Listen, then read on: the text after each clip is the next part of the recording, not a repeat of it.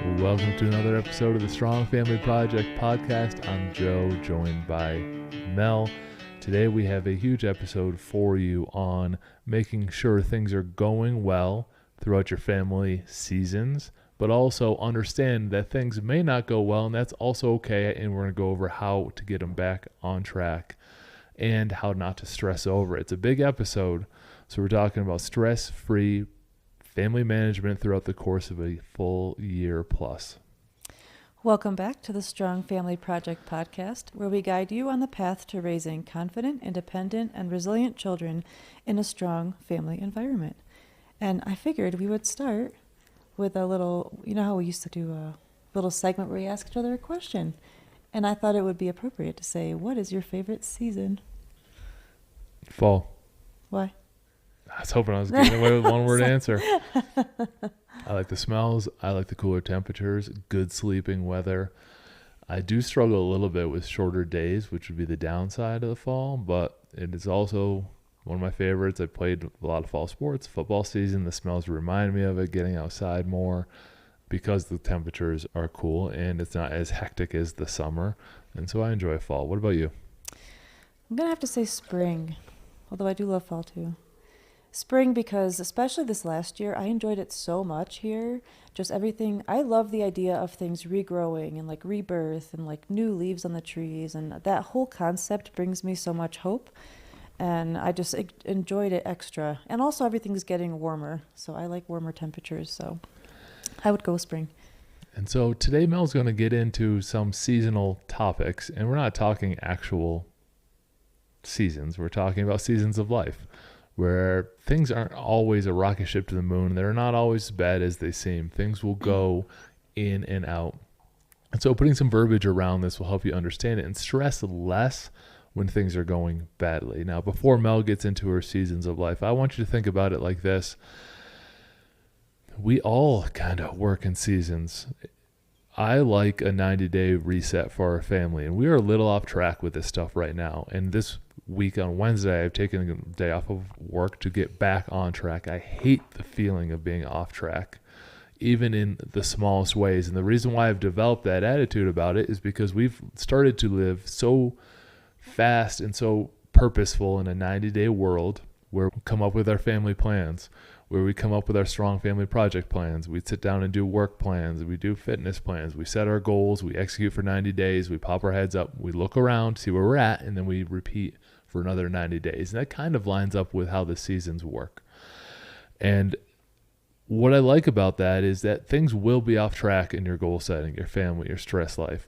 Right now, we're a little off track with our family walks. That frustrates me. We're a little bit off track with our morning workouts. We're a little bit off track with doing these podcasts ahead of time. Right now, we don't have any in the queue. We are doing these right before we end up launching them. And those small things that are off track, we need to say, all right, well, after 90 days, let's just take a look around. Let's see what we can solve, and then we can get back on track. And so we can control more the direction of our family and the direction of our success when we live in these seasons, or what I like to call 90-day worlds. And so if things are off track, set a 90-day meeting, go into your Google Calendar, set one for 90 days from now, because things will start going off track. We've gone too long for ours. It's been over 90 days, and we start to see and feel these cracks, and we're getting things back on track now. We're setting one up. I want you to give that advice to you ahead of time. Like, hey, just sit down and go over the main buckets of your life every 90 days. See where you're at, make adjustments, and then go for another 90 days. Execute with action and purpose for 90 days. Not just think about it, because thinking about the thing isn't doing the thing. And then at the end of 90 days, pop up and look around and see if you're on track. Then go do the thing again and repeat and repeat. The idea for doing this podcast today came this morning when we were taking a walk, which we love to reconnect in nature, go for a walk outside, just the fresh air. And I really enjoy the morning because it feels there's the hope of the new day and everything's so fresh. And I just noticed that the leaves are starting to change. And yesterday was the first day of fall. And I think one of the cool things about seasons is that they're going to come. Summer will always turn into fall. Fall will always turn into winter. Winter will always turn into spring. And it's like this expectation. Some people dread the coming of fall because it's, school's back in session and things are going to get colder and there might be some snow and blah, blah, blah. But the point is you do expect for it to happen. It's not going to suddenly just be endless fall or endless whatever season. And Joe and I like listening to Jim Rohn, and I want you to help me explain these a little bit if you can. He wrote a book called The Seasons of Life. So he connects the physical seasons of nature to seasons of life. And I think that's really helpful to have that perspective, because sometimes we enter, I don't know, let's say you're getting married or you're entering college or you get your first job and you have this idea in your mind of what it's going to be like. And when things don't quite go your way, it's easy to just feel terrible about it. But if you know that there are seasons to life, the ups and downs, the ebbs and flows, I think it helps to give a less stressful perspective. Things are going to come around. The season of winter is oftentimes described as like sadness, heartbreak, loneliness. It's the down, difficult time, and we're starting to feel a little bit of that, which is why we have this Wednesday meeting scheduled. So we're feeling like some things are falling apart, they're off track slightly, and we see this winter season coming in a way. And it's important to grasp that idea. So we're feeling this winter. We need to come and do something about it. Something you want to say about the winter part? I think the big overall with winter and all of these is understanding like what comes after winter. About 6,000 plus years in written history, spring comes after. How often does winter happen? About every year. So about every year you're going to go through some struggles. And keep in perspective like, hey, this too shall pass and spring is coming up next. And you have the power. I just gave you a 90-day reset plan on how you can switch off of winter. But it does give you peace of mind knowing that this happens to everyone, every year, all the time.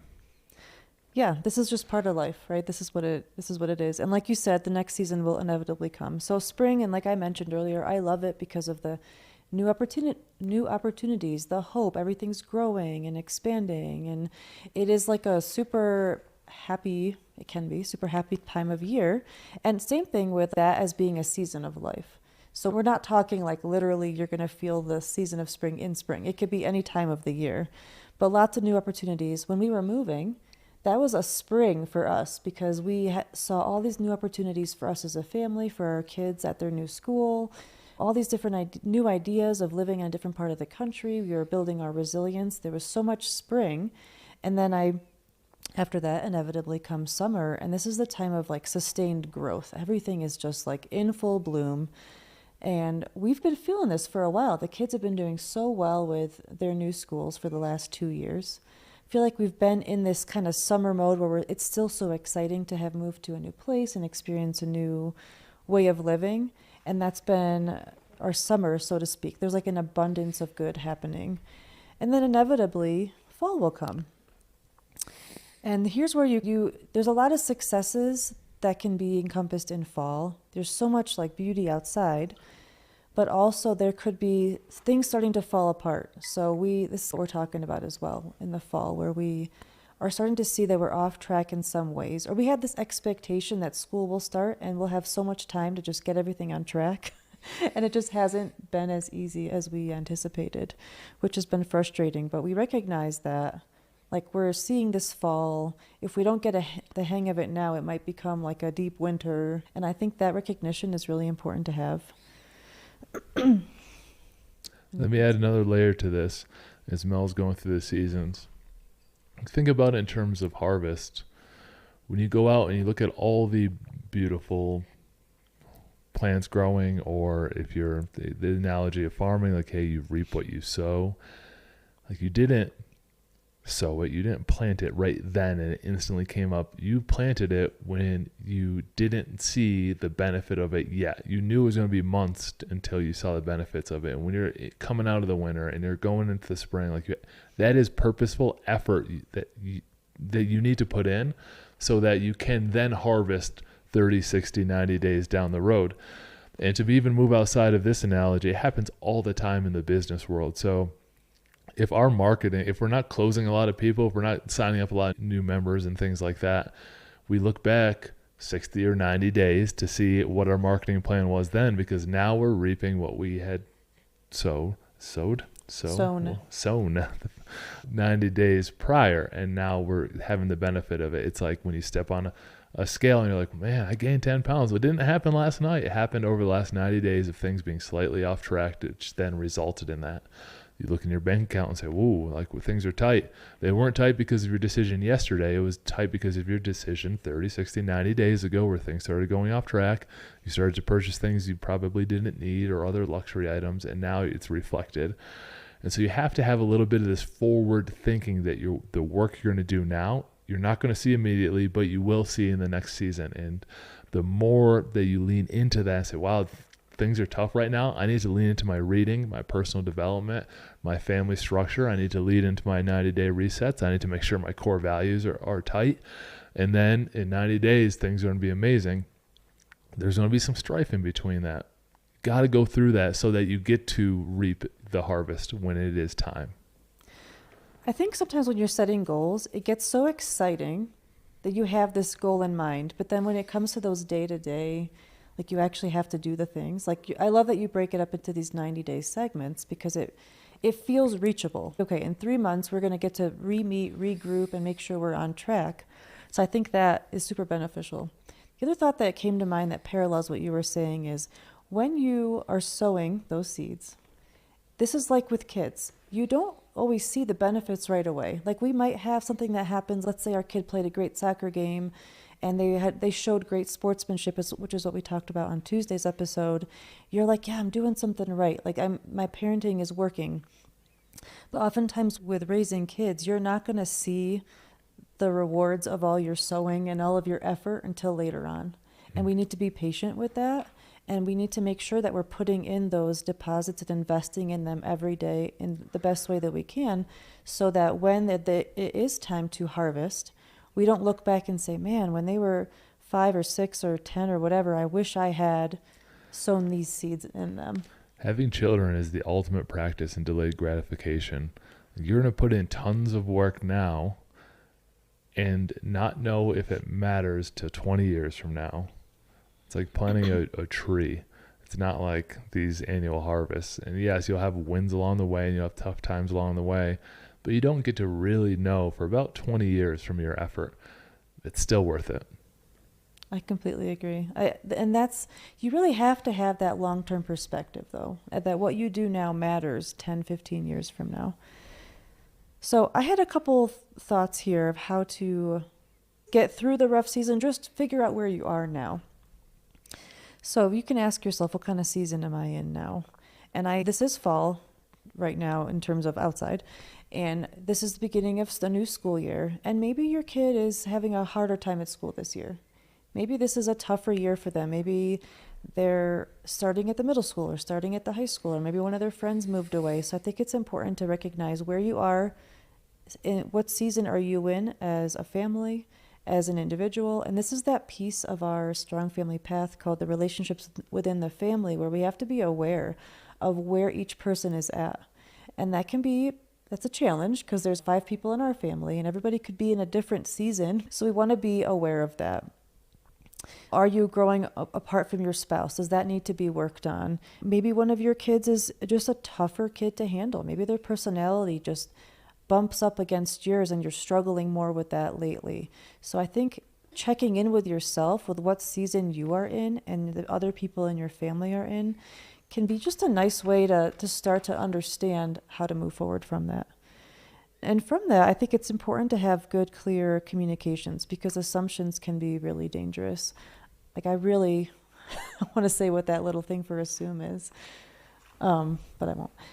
But I really try, as I've grown, I've really tried to not make assumptions because oftentimes I'm just wrong. So I talk to my kids, like, what's going on? I try to get them to help me understand what season they're in because oftentimes if I assume and I tell them this, listen, if I make an assumption, it's probably going to be wrong and I don't want to make the wrong steps going forward. So having good, clear communication with your spouse, with your kids, within your family, and having those consistent family meetings really keeps that just consistent and strengthens it. And then my last thought was to use rationality over feelings. Oftentimes these different seasons of life can bring about all different kinds of feelings. When you're in the summer and things are going really well, you tend to be happier. And in the fall, when you're harvesting, you're like, wow, all those seeds I sown, they're really growing, but winter's going to come and I need to be prepared for that. And sometimes we have to let those feelings settle down and really take some rational approaches to this. And that can be really hard for me. Joe and I, actually this last week, I like to hang on and talk to things a bit longer, and he wants to just move to, let's just solve this so problem. done talking about things. But that's the thing is, like, we need to communicate clearly. And we joke about it because, like, I do get frustrated because I just want to keep talking about it. And he's like, we just have to solve this already and move on. It's because I'm stuck in that feeling state and I'm having a hard time moving past it to the make a decision state. And anyway, that's been funny. Maybe you don't find it as funny as I do. Moving outside of the funny and to being too much. Okay.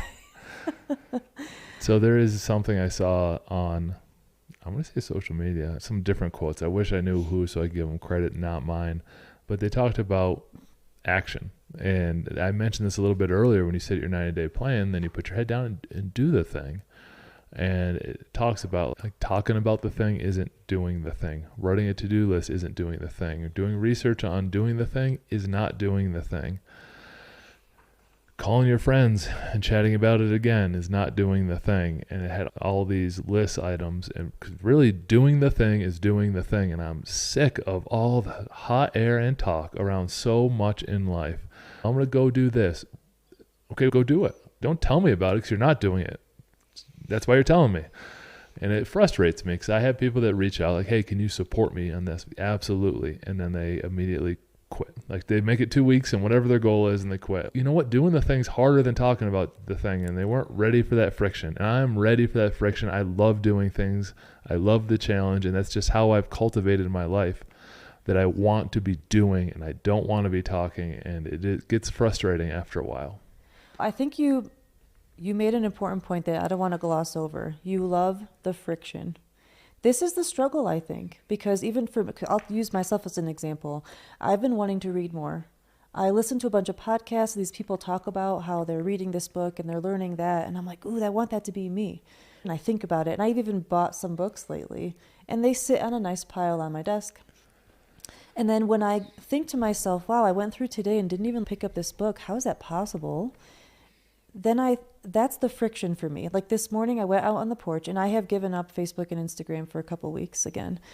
And I think I just need that to help me to make better decisions. And I took the book outside with me and started reading it. I'm like, man, this wasn't that hard, but there's that friction. There's that point of time between the talk and the do that you just have to just do it, even if it's uncomfortable, or even if maybe this time I'll just sit on the porch and look at the trees. But no, bring the book. This is me sowing the seeds. The spring is a beautiful time, lots of opportunity, but you have to seize it. You have to go and plant the seed. It will not plant itself. And I just think that's an important point, that friction, because I think oftentimes people will feel the friction and then that's it. They're done. Let me give you a little bit more of a practical solution, because I know I am a little bit regimented with this stuff in my life, our life too, as a family, that I just want to make progress, and because I know that talking about it isn't going to teach me the lesson that I need anymore to, after a certain extent. Like, doing it and figuring out what's off and then fixing it is going to teach me the lesson I need to move forward. And after so many reps of living, like, that's my process. However, you do need to be logical about it. I'll give you an example. I don't want to be on social media that much anymore. I'm going to use it for a limited basis of things that I like to do and use. Now, if I said I'm going to go off social media today, I'd fail because I didn't pre-plan anything. Right now, we're bringing on someone to help us with the social media of the Strong Family Projects. There's so many people out there that we connect with, and it is super valuable. I just need to do less time on it. And so I need to plan ahead, say, okay, we're going to bring this person on who's going to do a great job. I know her. She does awesome with social media, so you should get over to official Strong Family on Instagram, Strong Family Project over on YouTube. Start following those channels because they're going to pick up pace while I start to remove myself from doing a lot of it. Also, in another job where I do consulting for businesses, we're moving away from checking my Facebook message or Instagram messages. We set up a Voxer where people, if they have questions, they can Vox me. Within 2 business days, I'll get back to their business consulting questions. So I'm not checking my messages all the time. And so it's like, all right, I want to go here. I'm not ready to do that today, but what's the next step that I can make that possible? And if I want to do less social media, I'm going to first take care of this project. It's important to talk to other parents, and we're passionate about it. And we love meeting families and hearing your stories. And I don't want to neglect that for my own sake. And so let's set up someone that can help support, filter the messages, and give us what we need. Business wise, I got to be on it. Do I really? Okay, well, here's another solution. Let me set that up and let me take 90 days to get it out to all the consultant clients I have so that they can get used to it and I can support them, and it'll be a smooth transition. And then I am ready to do the thing. And then I have a date on the calendar, and this is important. So I'm not just talking about it. Looking at Thanksgiving to be the time where I remove myself a lot from social media. I'll still use it, like I said, for the valuable content that I enjoy, the gym memes, which I enjoy laughing at, but I'm not going to be checking it all the time. Every couple of days I'll hop on, get a couple laughs, connect with a couple people, and then move on, because I want it to be a tool that serves me. I'm not going to be a tool that serves it, and I need to take some steps to get there. I'm not ready now, but I will be soon, because I'm going to do these things. So you're sowing the seeds to be able to later harvest. And I love that connection to the seasons. I think it's a really lovely way to look at it. And so maybe now you're in the winter of your social media usage, but you're already looking past that to spring with a plan. And I think... Yes. So like Thanksgiving is my game day. That's when I activate the plan. And even though I do talk about, hey, just go do things, I think more people need to take more actions more often. Something that to support that action is you can pre-plan and put a date on the calendar where you're going to start that action and be serious about it. It's not vague. Hey, I'm going to go lose weight someday. I'm going to go off social media someday. I want to read more books when I can. When none of those things happen, unless you schedule it out, get your bookshelf, set up your schedule, set the time of day that you're going to start adding this habit on, and then start doing the habit. That actually reminds me of a book that I started reading. See, I need to get better. This is one of my things. I need to get better at this. Think and Grow Rich, which was recommended by, you've told me about it. Our friend Vince told me about it. And pretty soon in the first little section of the book, they talk about, you want a goal.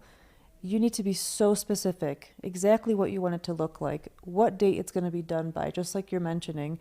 And I actually did write something out for myself that day, because I felt that motivation to start moving. And it was very clear, like the more specific you get, the more clear you are, the better chance you're going to take those action steps. But you have to be willing to almost enjoy the friction and expect that it's going to come so that you can get to the other side of it. That's all I got to say about that.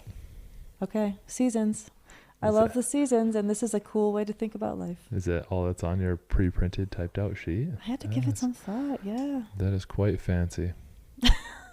I have to think things through, because otherwise I don't know. I feel like I haven't the confidence yet to just rely on thinking of it. Enough things trigger me that I can rant on many topics. We appreciate you listening. We do recommend following on social so that hopefully we can be one of those valuable pieces of content that I recommended, and that I will continue using social media for. Every couple of days. I'll check in, see what's up, and hopefully we can make that list for you by providing you more value. If you do find this valuable, visit us at strongfamilyproject.com. We give away the 7 pillars of the Strong Family Path, and that's what I would recommend you start with for your 90-day reset. So which one of these do we want to activate and work on next? And then the other ones, you can say, all right, not right now to these. And then after 90 days, reevaluate, execute on one, and then reevaluate. So you're always making consistent and constant progress. And that'll help minimize the winters and start to maximize the better seasons of life. And you have the mindset, hey, things do get off track. You can hear the frustration a little bit in my voice where I don't like being off track. We are off track with a few items, and now we have a plan on Wednesday to get back on track. And so I guess this is dropping on a Thursday, so we'll be back on track by the time you hear this. That's right. And so that's how the planning process works. If you do find it valuable, do stop by on Apple or Spotify, follow it, drop us a written review. Someone wrote a beautiful one a couple of weeks ago. I wanted to share some gratitude for it. They didn't leave a name, which I also appreciate. A good anonymous review, or it was like a random fill in the blank name. But we do appreciate people who have taken the time to consume the content and say, hey, thanks guys. Yeah, we really appreciate it. Talk to you on the next one.